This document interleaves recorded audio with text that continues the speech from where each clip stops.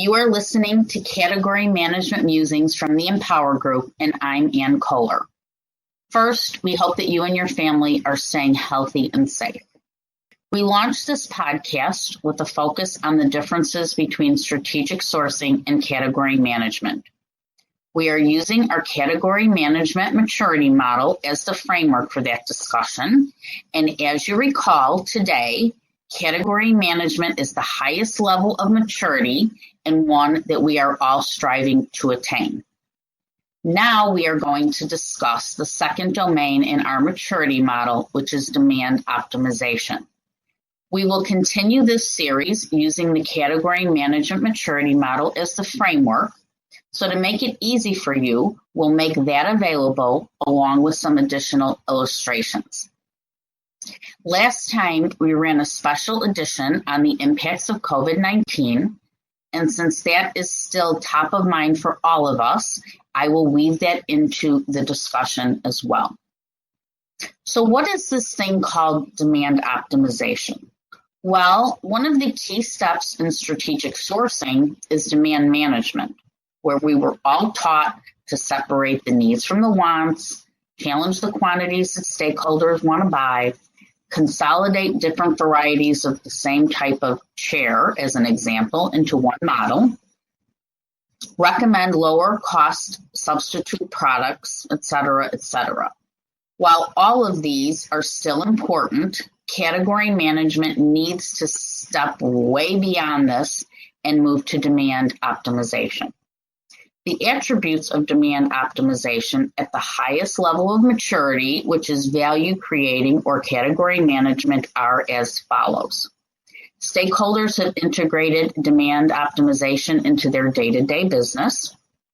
Demand optimization plays a role in risk mitigation plans. Procurement is driving the sales and operation planning process.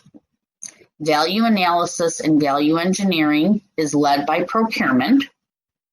Design reuse leads to accelerated product development. And finally, demand plans for human capital resources require a perform versus buy analysis accompanied by a strategic workforce plan.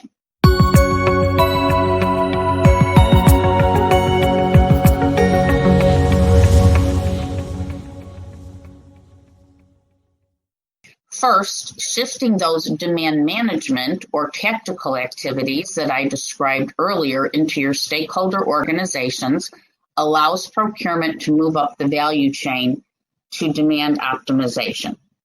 By the way, don't be surprised when, not if, your stakeholders' demand, their requirements, change as a result of COVID-19. Requirements for a number of categories will need to be adjusted to mitigate the risk associated with the pandemic, and procurement can and should take the lead in evaluating those requirements. One of the most obvious categories is janitorial services. As your organization begins planning for what is known as the grand reopening, the requirements for that service will most certainly be expanded, and procurement should lead the charge.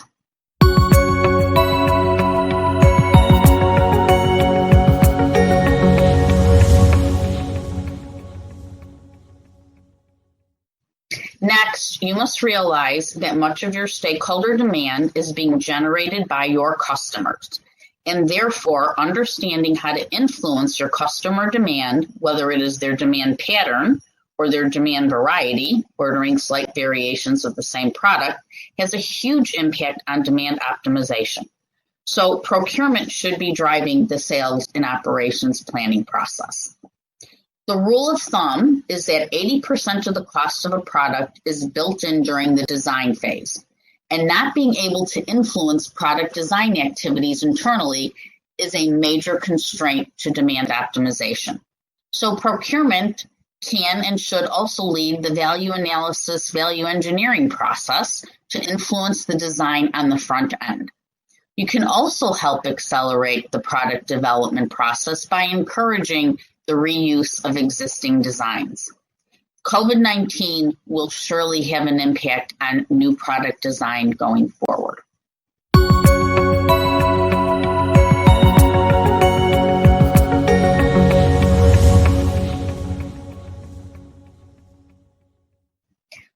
Another area of influence is in the human capital area.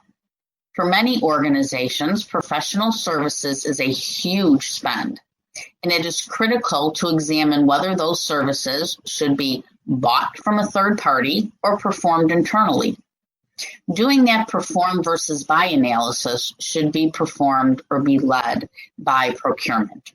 Any service that may be considered a competitive advantage for your company, like, for example, engineering services, should perhaps be performed in-house. Where that is the case, a strategic workforce plan should be in place to ensure you have the right skills and number of people to get the work done and maintain that competitive advantage. By the way, getting suppliers actively engaged in helping demand optimization is a huge opportunity as well. They can help by increasing cost awareness by providing cost breakdowns of their quotes or detailed monthly or annual spend reports. They can also help by offering product rationalization programs to reduce product variability, for example, customized office catalogs. They can also help by exploring ways to lower logistics costs, so for example, shipping from alternative facilities.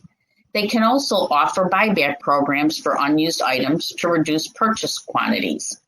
They can also help identify lower cost product substitutes and also participate in some of your value engineering activities. Keep in mind that if demand optimization is not driven by the strategies of our internal stakeholders, meaning it's not fully supportive of their needs, then it is doomed to fail.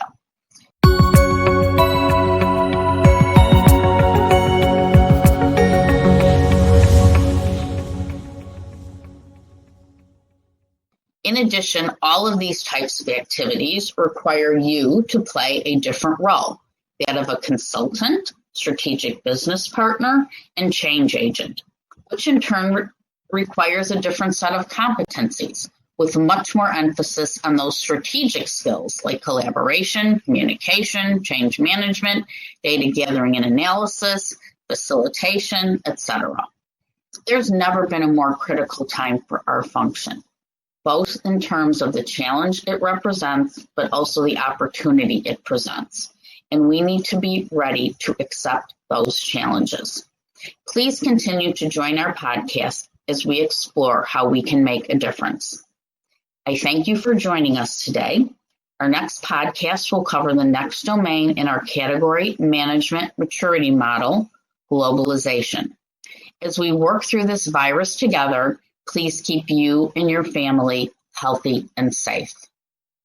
Thanks for listening to Category Management Musings. This podcast is provided by the Empower Group and is intended to provide general information only. The podcast is not intended to constitute advice or services of any kind. For additional information about the Empower Group, please go to www.thempowergroup.com. We also release new podcasts regularly, and if you subscribe, you won't miss an episode. Follow us on iTunes Podcasts or Spotify. Please leave a review on your podcast app, and please invite others to listen. To stay connected and receive more information on the Empower Group service offerings, visit www.theempowergroup.com/services and follow us on Twitter @theempowergroup.